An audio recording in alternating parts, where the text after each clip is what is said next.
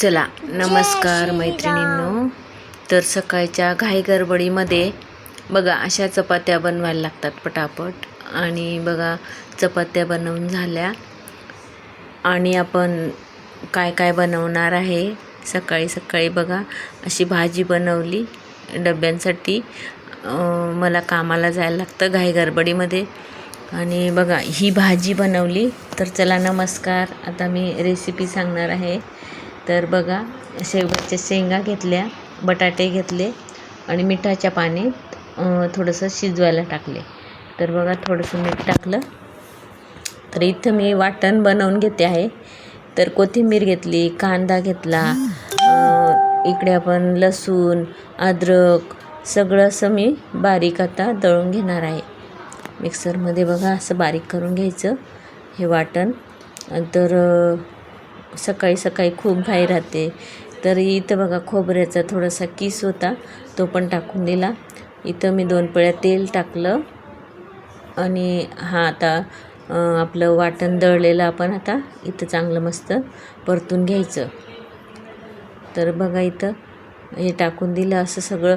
हे मुलं कोथिंबीर खात नाही ना, पत्ता पत्ता दिसतो असं. तर मग कोथिंबीर दळून घ्यायची आणि चव पण छान लागते आणि मुलं पण खातात. इकडे बघा चहा पण ठेवली, भात टाकायसाठी तांदूळ काढले, इकडे आपण सगळे मसाले काढून घेतले मी. तर बघा इथं भात टाकून दिला मी. आता सकाळी खूप घाई असते ना आणि कामाला पण जायचं राहतं मला. बघा इथं चवीपुरता मीठ टाकलं. इकडे आपला भाजीचा मसाला पण परतवते आहे. इकडे बघा भात लावून दिला.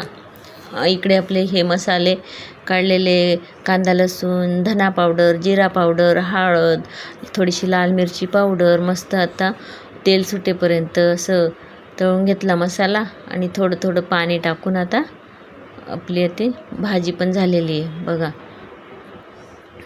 मस्त असं खूप छान लागते अशी भाजी बनवून बघा तुम्ही एकदा नक्की.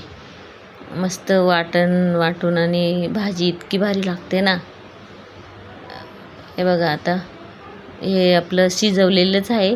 आता थोडंसं गरम पाणी टाकून आणि आपलं पटकन शिजून जाईल भाजी. मला पण उशीर होणार नाही. बघा आहे की नाही छान. आता तुम्हाला तर भाजी बघून वाटलंच असेल किती भारी भाजी.